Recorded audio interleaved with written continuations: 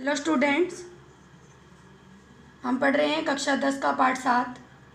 पाठ का नाम है राज्य सरकार। आज का हमारा टॉपिक है विधान परिषद की शक्तियाँ और कार्य। पिछले वीडियो में हमने विधान परिषद के गठन के बारे में पढ़ा था।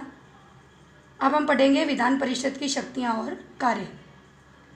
विधान परिषद का पहला कार्य है कानून निर्माण संबंधी कार्य। धन विधेयक को छोड़कर अन्य सभी विधेयक राज्य विधानमंडल के किसी भी सदन में प्रस्तावित किए जा सकते हैं।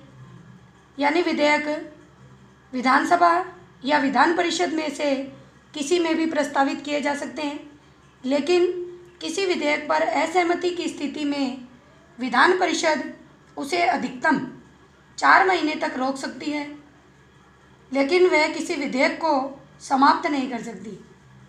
विधेयक के संबंध में अंतिम शक्ति विधानसभा को ही प्राप्त है।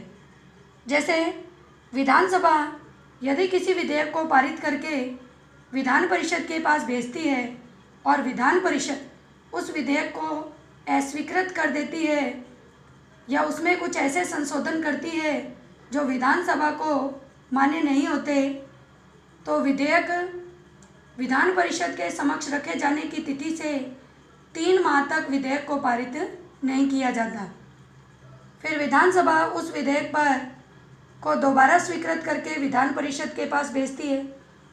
यदि विधान परिषद विधेयक को दोबारा अस्वीकार कर देती है या विधेयक रखे जाने की तिथि से 1 माह तक विधेयक को पास करके नहीं भेजती या विधेयक में दोबारा ऐसे बदलाव करती है जो विधानसभा को स्वीकार नहीं होते, तो विधेयक विधान परिषद के द्वारा पारित किए बिना ही दोनों सदनों के द्वारा पारित मान दिया जाता है।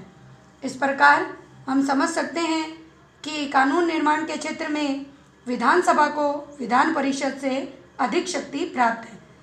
विधान परिषद किसी विधेयक को केवल 4 महीने तक रोक सकती है, उसे समाप्त नहीं कर सकती। कानून निर्माण के क्षेत्र में विधानसभा को ही महत्वपूर्ण शक्ति प्राप्त है। दूसरी है कार्यपालिका संबंधी कार्य।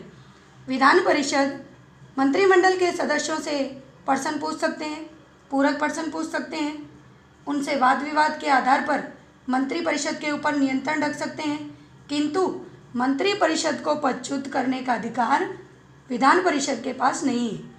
यह कार्य केवल विधानसभा ही कर सकती है, क्योंकि मंत्रिमंडल अपने कार्यों के लिए विधानसभा के प्रति उत्तरदायी होता है। जब विधानसभा अविश्वास प्रस्ताव पारित कर देती है तो मंत्रिमंडल भंग हो जाती।